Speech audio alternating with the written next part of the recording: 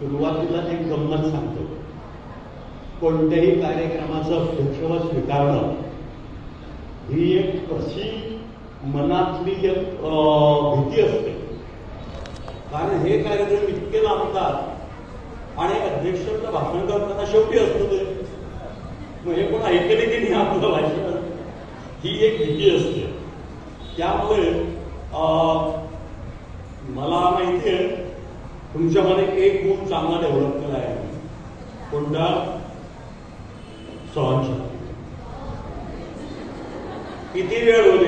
लेवा एज्युकेशनल युनियनच्या संचलित आपले ही जे नंदिनीबाई वामनराव मुलींचं विद्यालय आणि ज्युनियर कॉलेज आहे, त्या कॉलेजच्या गुणगौरव समारंभाच्या निमित्तानं आज प्रमुख पाहुणे म्हणून हजर असलेले आमचे मित्र शिक्षण तज्ञ डॉक्टर प्राध्यापक अशोक राणे सर, आमच्या संस्थेचे सहसंचालक आपले सहसचिव बोरोले सर, कोषाध्यक्ष आमचे किरण दादा, इतर संचालक मंडळी, नंतर आमच्या मुख्याध्यापिका प्राचार्य आपल्या चारुलता मॅडम, उपमुख्याध्यापिका किंवा पर्यवेक्षक, सर्व शिक्षक बंधू भगिनी, शिक्षकेतर बंधू भगिनी, पत्रकार बंधू आणि पालकांना, पालक बंधू भगिनी आणि मग बाकीच्या सगळ्यांना, हे सगळे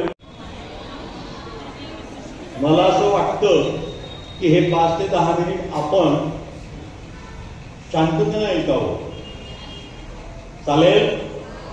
सर्वात प्रथम अभिनंदन करतो ज्यांनी पारितोषिकं पटकावली, ज्यांच्या हातनं काही सतकली, त्या सगळ्यांचं कौतुक करतो, त्या सगळ्यांचं अभिनंदन